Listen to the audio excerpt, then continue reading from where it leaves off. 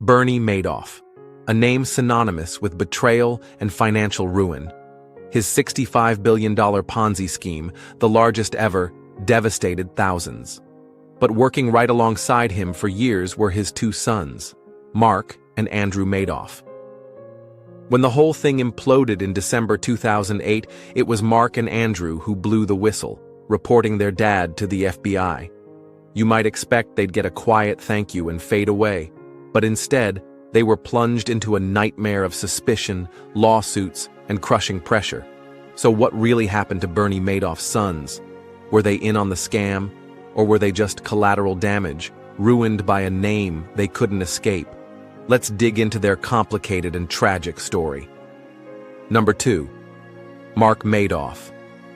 Born in 1964, he grew up comfortably on Long Island as his father's Wall Street firm grew.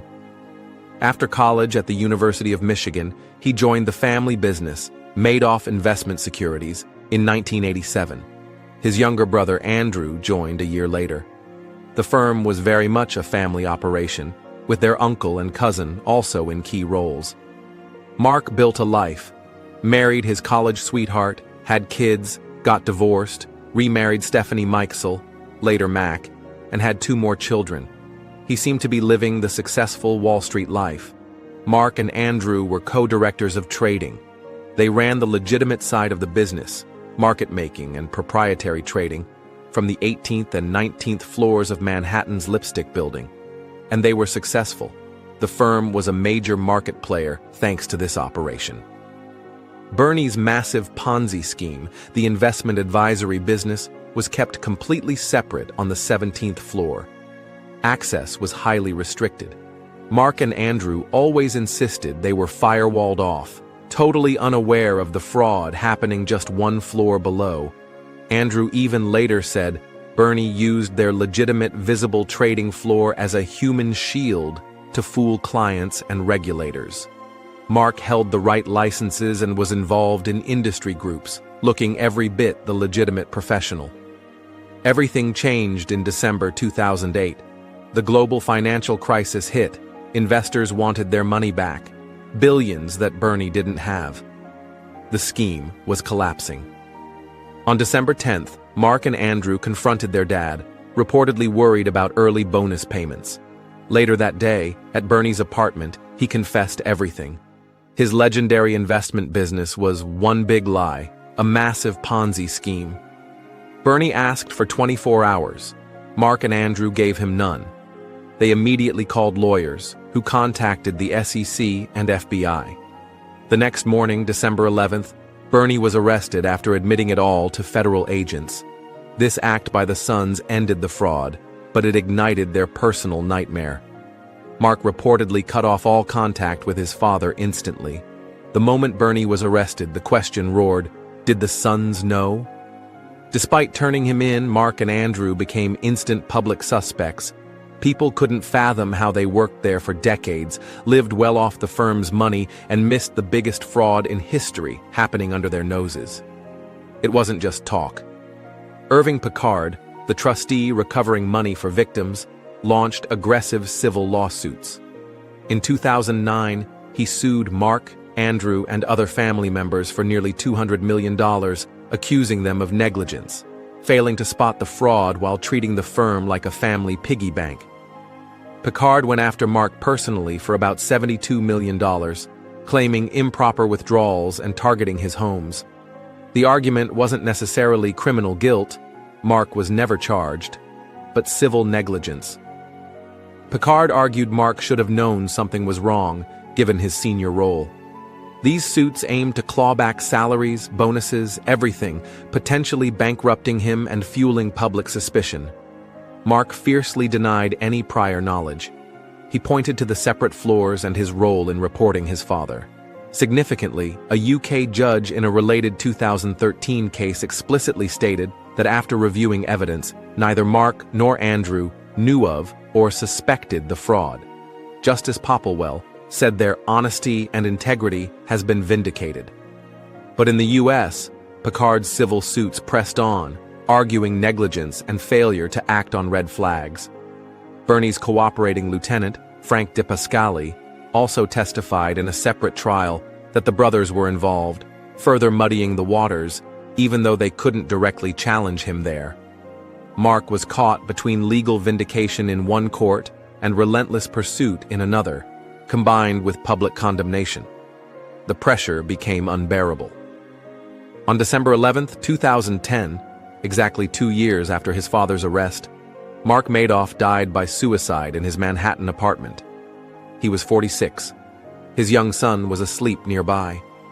Emails sent shortly before his death spoke of his love for his family and his despair that no one wants to hear the truth. His lawyer blamed 2 years of unrelenting pressure from false accusations and innuendo.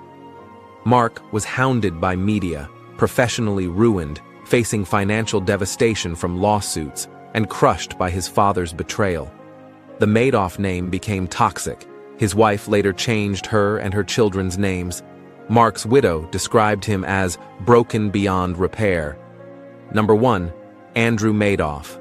Mark's younger brother, Andrew, faced the same impossible situation.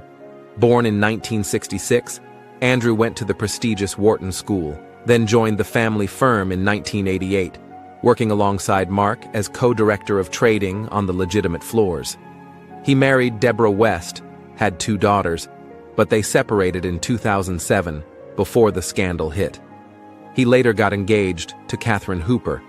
Andrew was there for the confession on December 10, 2008, describing the shock as feeling like his head exploded. He made the same immediate decision to report his father, later calling the betrayal unforgivable. Like Mark, Andrew was instantly engulfed in suspicion.